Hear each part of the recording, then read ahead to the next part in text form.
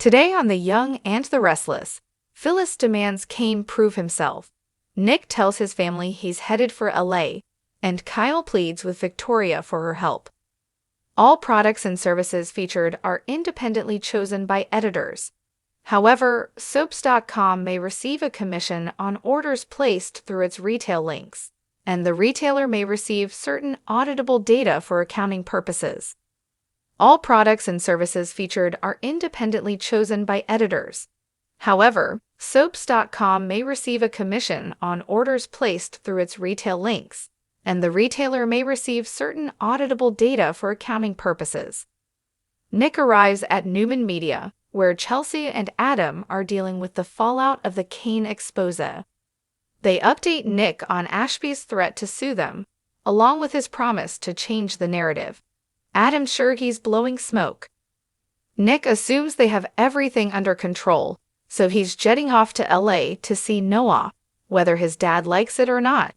He reiterates that Sharon sensed something was off with their son, and now she can't find him. He's going to give his pops a heads up about it and will keep them posted.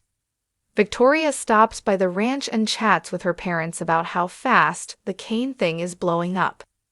They discuss the defamation suit, and Victor says what they printed was either true or can't be proven otherwise since Colin is dead. But the game isn't over.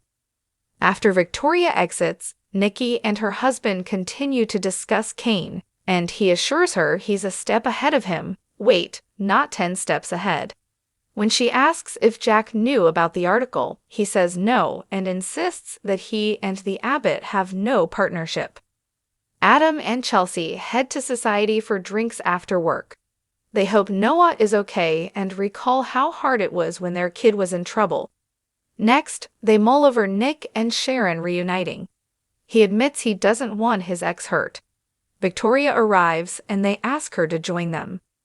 After she sits, talk turns to Kyle and Claire, and Victoria confesses that she's worried about her daughter vacationing with Holden in LA. Kyle pops up and says he agrees. He asks to speak to Victoria in private and they cross the room. Adam guesses Kyle is getting desperate. He and Chelsea get notifications about the Cain story being picked up by the international press and agree it would take a miracle for him to recover from this. At the bar, Kyle announces to Victoria that he's not letting his relationship die. He's heading for LA and needs her help. Victoria promised her daughter she would stay out of this. Kyle has no problem with Claire being on her own, but she's with a player. If Victoria believes in his relationship with her daughter, then she needs to tell him where Claire is staying. Phyllis drags a complaining Cain into the club for a drink. They discuss his desire to change his image. She's sure the garbage the Newmans printed about him will blow over. Ashby insists he needs something big and immediate to make him look like a good guy. Phyllis is perplexed that he wants her, of all people, to help with his image. She thought he wanted her to work with him because she plays dirty. Cain tells Phyllis that he hired her because she's flexible, fearless, and adaptable. He groans when she complains he's jerking her around again. She reminds him that he partnered up with the bad girl, and the article trashed her too. He wants to prove to his family he's not a monster and needs her help. Phyllis asks if he has a plan. Cain wants to appear heroic. Maybe he could use the AI to do something positive. She suggests he just help an endangered species or something. Cain wants her to use her beautiful brain to get him a new reputation. His businesses are already suffering and he needs to change the narrative. He'd give everything up for Lily and the kids. Phyllis points out that this is not what they agreed on. They were supposed to get revenge. Cain wants to impress rather than scare people. When the redhead complains that he doesn't know who he is, he threatens to replace her.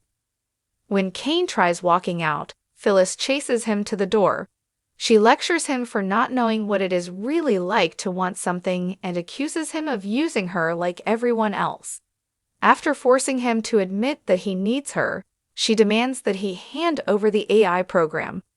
When he balks, Phyllis can't believe he still doesn't trust her. Stroking Cain's chest, Phyllis warns that she's the only one who can save him. He asks her to come up with some hypothetical scenarios before he'll think about giving her access to the software. Phyllis asks if that's the best he can do. Playing the game, he moves closer and says, "For now, yes." Phyllis murmurs, "I'll be in touch," and exits. An emotional Ashby then calls Lily and leaves a voicemail saying he just wanted to hear her voice.